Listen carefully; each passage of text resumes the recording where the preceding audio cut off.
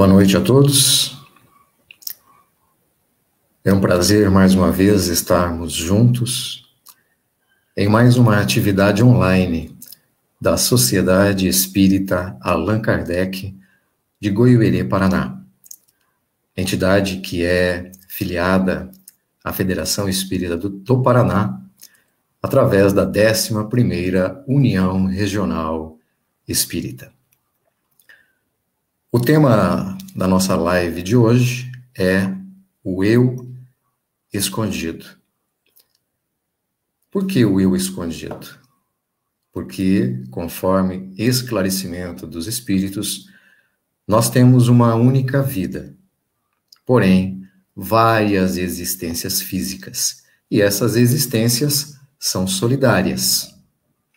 Para que possamos iniciar a nossa atividade da noite, nós nos lembramos da live de ontem à tarde, que Divaldo Pereira Franco fez para a Federação Espírita Portuguesa, em que ele narrou uma história acontecida com ele, já há cerca de 20 anos atrás, lá em Salvador mesmo, nas atividades do Centro Espírita Mansão do Caminho.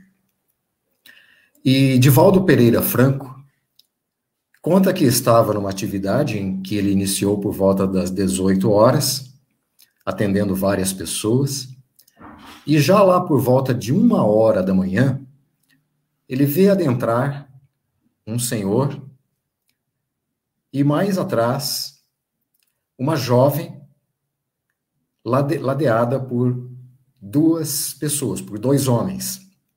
E esta jovem, ela estava em uma camisa de força, e os rapazes a seguravam. O senhor veio imediatamente à frente, solicitando que fosse atendido.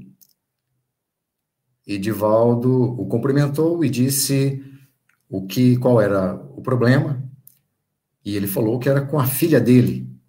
Mas o que está acontecendo?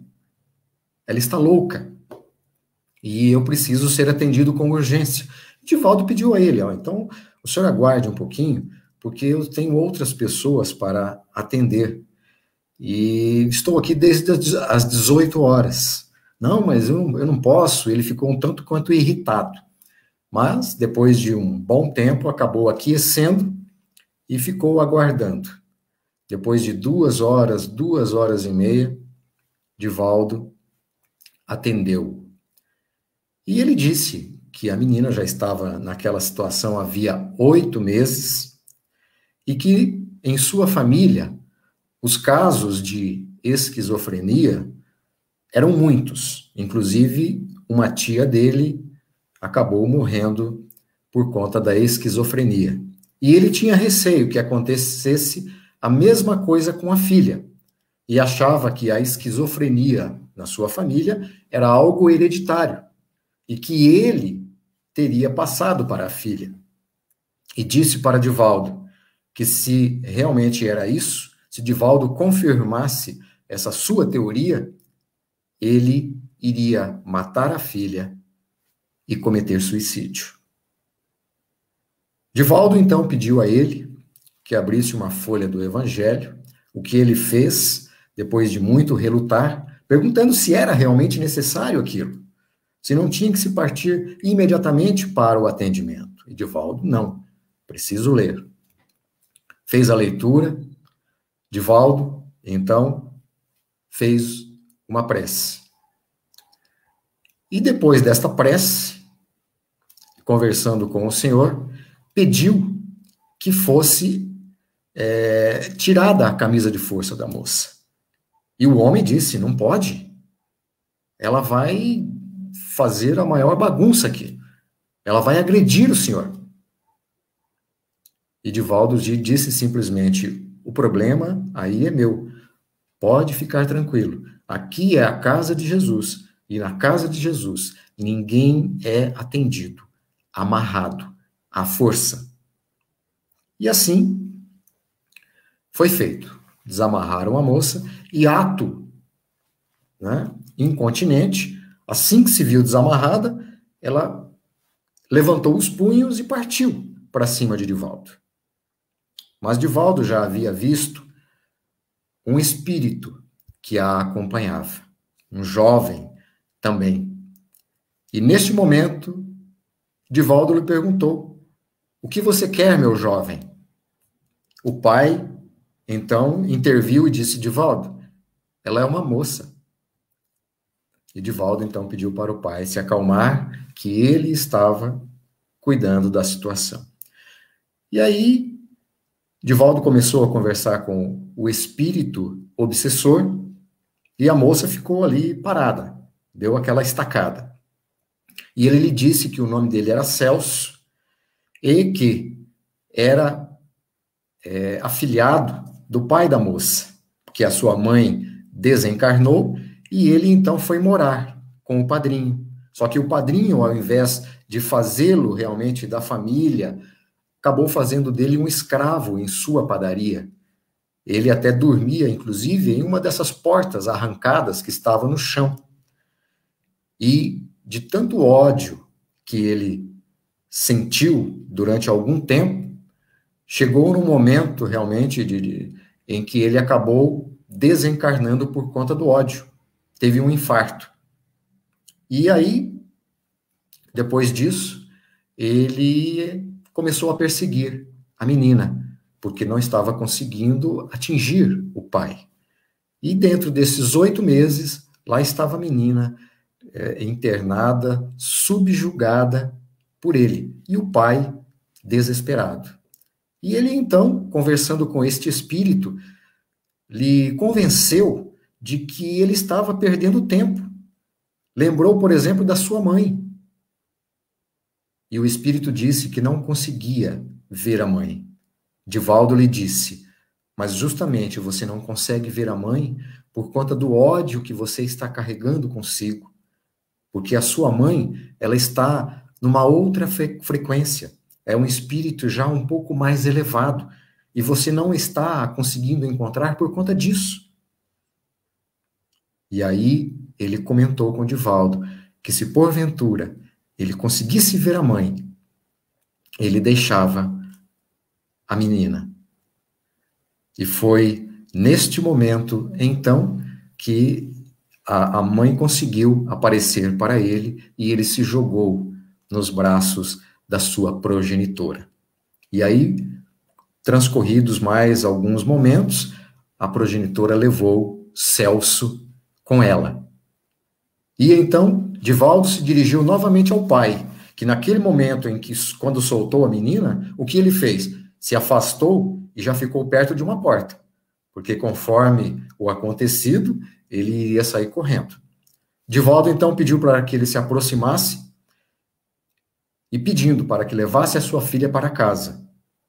E ele, casa não, hospital. E Divaldo foi firme para a sua casa, porque a responsabilidade é sua. E ele assim o fez, relutando, foi para casa. E Divaldo antes lhe deu um exemplar de O Livro dos Espíritos, porque sempre no atendimento que ele executa, no atendimento fraterno, ele está lá com uma obra de Kardec para presentear àqueles que necessitam. E foram para casa. E Divaldo, então, pediu a eles, se for necessário, venham na próxima atividade ou quando tiverem condições, para que nós possamos continuar o tratamento, porque ela precisa. E assim foi. Já na próxima reunião, já estava lá o pai e a menina. E ela se afeiçoou tanto a Divaldo que começou a chamá-lo de tio Divaldo. E aí foi uma sequência, a família começando a participar das atividades da casa, até que certo dia, depois de um certo tempo, foram participar da reunião mediúnica, porque Cibele, a menina, era médium. E acabou acontecendo de o próprio espírito Celso se comunicar por intermédio dela, pedindo-lhe perdão, pedindo perdão também ao padrinho, por ter causado todo esse transtorno, motivado por aquele ódio, né? Por aquele rancor, por não ter sido tratado como ele esperava ter sido. E assim foi. A menina começou a namorar, acabou se casando, e o espírito Celso depois apareceu novamente numa reunião mediúnica e disse para Divaldo que ele iria reencarnar. Estava tão feliz, tão alegre, e principalmente porque ele continuava convivendo com a sua mãe, que ele tanto amava. Passaram-se alguns dias, Cibele aparece para Divaldo, comenta com ele que vai ser mãe. E aí Divaldo simplesmente lhe diz: e eu sei que vai ser um menino.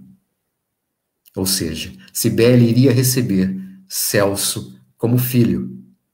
Celso seria, então, neto daquele que não lhe havia dado o carinho, a atenção devida que ele necessitava. E o avô, então, ficou todo feliz, todo alegre. O menino nasceu e ele dizia: ai, como é lindo o meu neto. E cresceu. 5 anos de idade, ele abre uma poupança, uma caderneta de poupança, para o menino, para garantir o seu futuro. E fala para Divaldo que depositou uma quantia X. Divaldo diz: é pouco, pode depositar mais. E assim foi. E a família, até hoje, participa das atividades lá do Centro Espírita Caminho da Redenção, lá na Mansão do Caminho. É o eu escondido. Tudo o que nos acontece sempre tem algo escondido. Ou é de nossa parte, ou de outro que está influenciando, nos influenciando, ou influenciando alguém que tenha relação conosco. Por isso, no Evangelho de Jesus, lá em João 8,32, nós temos: conhecereis a verdade, e a verdade vos libertará. Mas aí, tudo bem, eu vou conhecer essa verdade, mas como eu chegarei a esse conhecimento? Allan Kardec nos responde isso na questão de número 115, porque conforme Kardec, passando pelas provas que Deus lhes impõe, é que os espíritos adquirem aquele conhecimento. A verdade não constitui edificação que se levante por informações alheias no caminho da vida. É uma realização eterna que cabe a cada criatura consolidar devagarinho, dentro de si mesma, utilizando a própria consciência. Quem nos esclarece isso é o Espírito Irmão X. Ou seja, a vida não dá saltos. Nós vamos a pouco nos libertando das amarras que nos prendem a um passado de erros, adquirindo novos conhecimentos, nos conhecendo, para que possamos, então, verdadeiramente sabermos a verdade sobre nós mesmos também. Por isso, Kardec, na questão 628 de O Livro dos Espíritos, nos coloca que é necessário que cada coisa venha a seu tempo. A verdade é como a luz. O homem precisa habituar-se a ela pouco a pouco, porque senão ela vai nos ofuscar. E aí o Espírito Irmão X também vai nos lembrar lá no livro O Instante da Vida, que Deus usa o tempo e não a violência.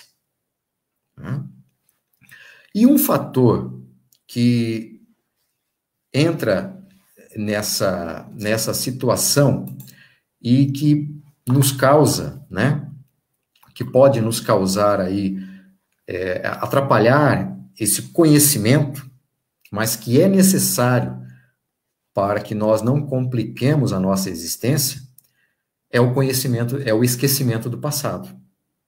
Né? Mas aí, a pergunta que a humanidade, os leigos que não conhecem a doutrina espírita, perguntam: se o conhecimento é tão importante para que eu possa me libertar, por que eu esqueço as minhas existências anteriores quando eu reencarno? Por que eu não me lembro do meu passado? Não seria mais fácil se eu conseguisse me lembrar disso? Mas a resposta está na questão 392 de O Livro dos Espíritos, porque Kardec também fez esse questionamento. E o que os espíritos respondem? Não pode o homem, nem deve saber tudo. Deus assim o quer em sua sabedoria. Sem o véu que lhe oculta certas coisas, ficaria ofuscado, como quem, sem transição, saísse do escuro para o claro. Esquecido de seu passado, ele é mais senhor de si. E é claro, vai ter o mérito realmente das suas atitudes, porque ele não vai se lembrar do passado. Ele vai ter aquele sentimento inato de repulsa, de que não gosta daquela pessoa. Mas ele vai lutar contra aquilo. Por quê? Ah, porque é meu pai, porque é minha mãe, porque é meu filho. E a sociedade me cobra amor para ele. E então, ele vai ter que lutar para resistir a essa repulsa e vencer essa dificuldade. E aí é que está o mérito. Imaginemos, por exemplo, na história que o Divaldo contou, se o Senhor lembrasse que Celso era seu afilhado, era o seu afilhado que estava retornando. E se Celso também lembrasse dos problemas que ele teve com o seu padrinho, seria muito mais complicada a situação, muito mais difícil. Por isso que Deus nos fornece, então, essa ferramenta do esquecimento do passado. Assim, em cada nova existência, o homem dispõe de mais inteligência e melhor pode distinguir o bem do mal. Onde estaria o mérito se ele se lembrasse de todo o seu passado? Onde estaria o mérito? Quando o espírito volta à vida espírita, né, à vida espiritual, diante dos olhos, se lhe estende toda a vida pretérita. É como um filme que volta. Ele vê as faltas que cometeu e ele, então, reconhece justa a sua situação. E, por conta disso, ele busca reparar, porque ele sabe que errou.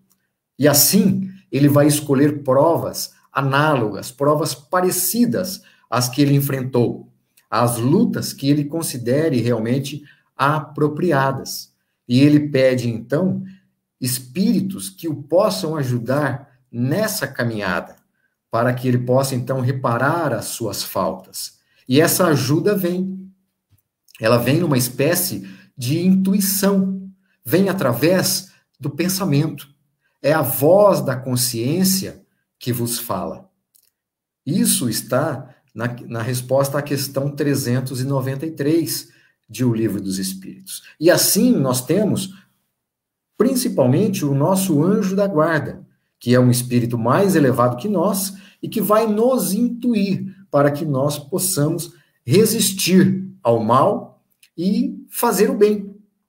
Porque o objetivo da nossa encarnação, conforme também O Livro dos Espíritos, na questão 132, é chegar à perfeição, é resistir a todas essas dificuldades, a toda essa falta de afinidade com aqueles que estão junto de nós, para podermos evoluir, possamos progredir. E não é uma tarefa difícil, mas também não é impossível, porque conforme os Espíritos nos esclarecem também na questão 909, o que falta na maioria das vezes para nós é vontade, é querer realmente acertar, fazer as coisas certas. Porque na maioria das vezes, no nosso dia a dia mesmo, diante dos erros que nós cometemos, na maioria das vezes nós sabemos o que era correto, o que era preciso ser feito. Mas faltou-nos realmente decisão, vontade de fazer a coisa certa. Mas o eu escondido, né, a solidariedade das nossas existências anteriores vem à tona. E nós podemos, então, diante dessas dificuldades, Nós podemos cometer erros. Por quê? Porque por conta do esquecimento do passado e da falta de vontade, é claro. O espírito André Luiz mesmo, no livro Ação e Reação, ele nos traz uma história bastante interessante de dois assistentes espirituais, de dois benfeitores espirituais, que executavam atividades das mais louváveis lá no plano espiritual, mas que, por conta disso, se julgavam merecedores de uma melhor situação, merecendo estar em mundos mais evoluídos, porque nós sabemos, nosso lar era ali uma cidade em transição, um mundo em transição, bem próximo ainda à inferioridade característica da Terra. O nome desses benfeitores era Ascânio e Lucas. Eles eram realmente muito cultos e enobrecidos e executavam realmente atividades maravilhosas. E isso por largos e largos decênios de luta, ou seja, muitas e muitas décadas. E suspiravam, então, o ingresso nas esferas mais elevadas. Só que eles ainda não demonstravam a necessária condição evolutiva para o voo desejado, mas eles achavam que mereciam. Porém, eles não cogitavam de um mergulho no passado. Eles estavam só direcionados para as atividades do presente, para as suas atividades de socorro, e pensando em um futuro melhor.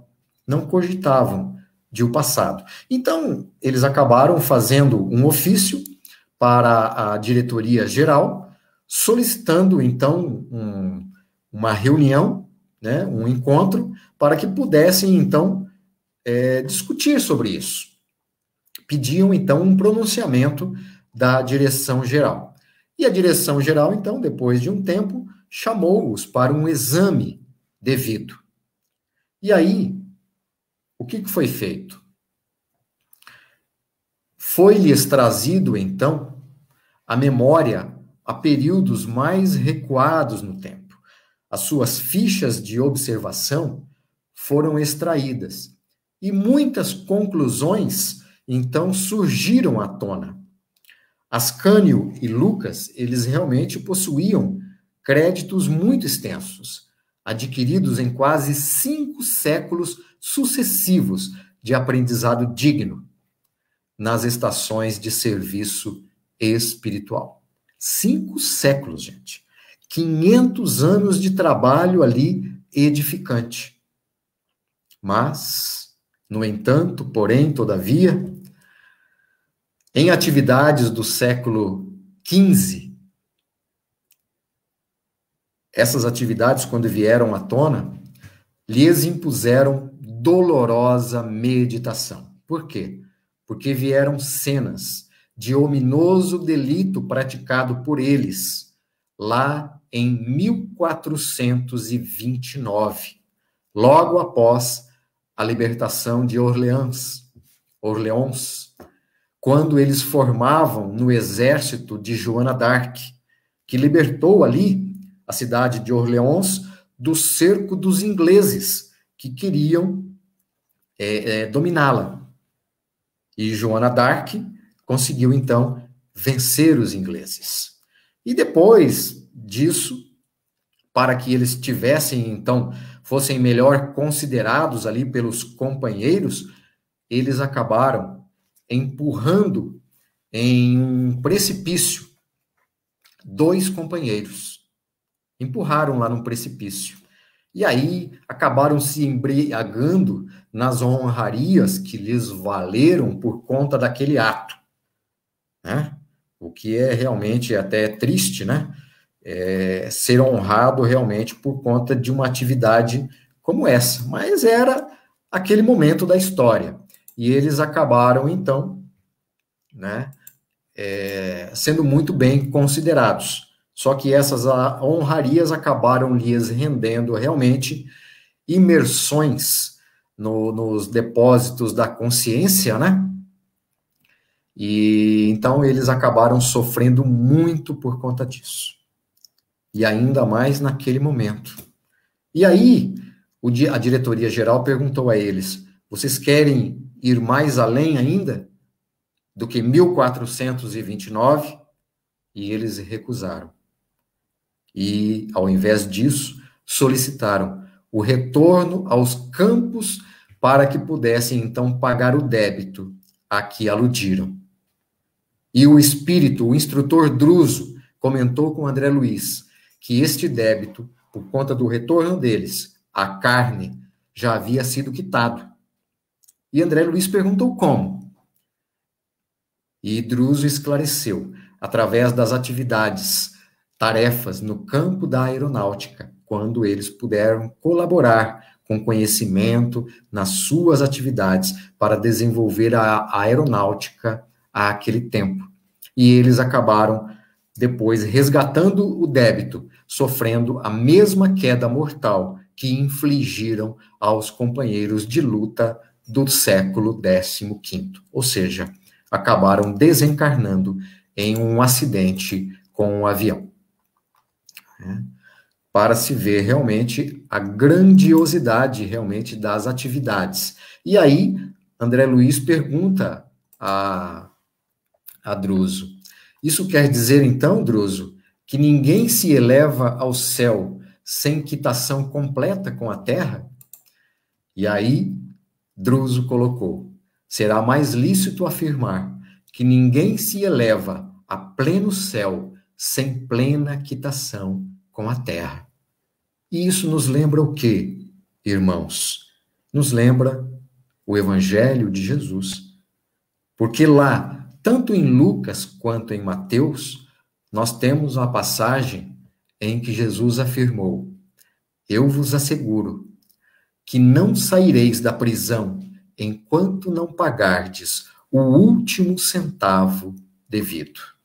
Ou seja, nós executamos, cometemos os nossos equívocos, erramos e somos responsáveis por eles, e por isso somos responsáveis também pela sua quitação.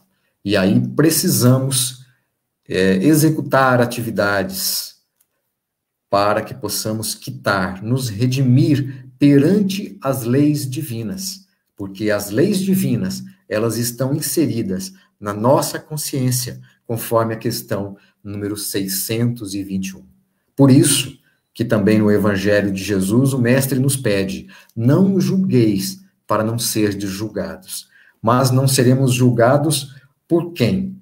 Não seremos julgados pela nossa própria consciência, porque somos nós mesmos que nos julgamos quando do nosso retorno à pátria espiritual, ao vermos os nossos erros passando diante de nós como um filme, nós mesmos fazemos o julgamento e pedimos, imploramos à espiritualidade o nosso retorno à carne, para que possamos executar atividades e pagar os nossos erros. Né? Por isso, já partindo para o encerramento da nossa live de hoje, nós precisamos ter muito cuidado com o nosso pensamento. Devemos ter muito cuidado, refletir, para que não cometamos atos pelos quais iremos nos arrepender e pagar por muito tempo. Não como um castigo divino, mas como um erro, né, que nós cometemos e que para o qual nós mesmos precisamos recuperar. Devemos cuidar muito do nosso pensamento. Por quê? Porque o nosso pensamento faz com que nós nos liguemos a espíritos inferiores ou superiores, conforme o teor desses pensamentos. Ou seja, um pensamento de ódio vai nos fazer ligar a espíritos que querem realmente fazer o mal, que também odeiam. Pelo contrário, um pensamento bom vai nos ligar aos benfeitores espirituais, aqueles que querem o nosso bem e que querem também que nós amemos o nosso próximo como a nós mesmos, como nos pediu Jesus. Por isso, Ernesto Bozano, escritor, cientista, espírita, nos coloca no seu livro A Crise da Morte, que o nosso mundo é o do pensamento. Tudo o que nele se vê, toca e utiliza é uma criação do pensamento. Somos seres construídos de pensamento, existindo em um mundo criado pelo pensamento, e tudo o que desejamos, tudo o que fazemos é pelo dinamismo do pensamento. É assim no plano espiritual, onde nós construímos até mesmo as casas nas quais nós vamos morar. E aqui, encarnados, é também através do pensamento que nós nos encarceramos e que podemos ficar presos nos calabouços do orgulho e do egoísmo, como também podemos ser alçados aos planaltos do amor, como mencionou agora há pouco Divaldo Pereira Franco na sua live. Por isso é importantíssimo que nós vigiemos os nossos pensamentos, principalmente agora, diante dessa pandemia, em que estamos, muitos de nós, extremamente estressados, cansados, preocupados com essa doença, preocupados com o emprego, com a manutenção física, preocupados com parentes, com amigos que estão doentes. É realmente uma situação um tanto quanto complicada para nós, mas temos a certeza de que Deus está no comando, de que nada nos acontece, que nós não precisemos passar por isso, ou que mereçamos. Por isso, diante dessa situação, é necessário que nós tenhamos paciência, para que não cometamos atos pelos quais nos arrependamos amargamente. É isso o que nos pede o Espírito, um Espírito amigo, em o Evangelho segundo o Espiritismo, lá no seu capítulo 9. O Espírito amigo, que na verdade é Joana de Ângeles, a benfeitora, a mentora de Divaldo Pereira Franco, que inclusive se apresentava como um espírito amigo, se apresentou assim por 10 anos a Divaldo, é Joana de Ângeles quem nos traz a mensagem. E ela nos coloca o seguinte: a vida é difícil, bem eu sei. Compõe-se de 1000 nadas, que são outras tantas picadas de alfinetes, mas que acabam por ferir. Se, porém, atentarmos nos deveres que nos são impostos, nas consolações e nas compensações que, por outro lado, recebemos, havemos de reconhecer que são as bênçãos muito mais numerosas do que as dores. O fardo parece menos pesado quando se olha para o alto do que quando se curva para a terra à fronte. E é por conta disso que Joana de Ângeles, que um espírito amigo, nos pede: coragem, amigos, coragem, amigos. Tendes no Cristo o vosso modelo. Mais sofreu ele do que qualquer de vós, e nada tinha do que se penitenciar. Ao passo que vós tendes de expiar o vosso passado e de vos fortalecer para o futuro.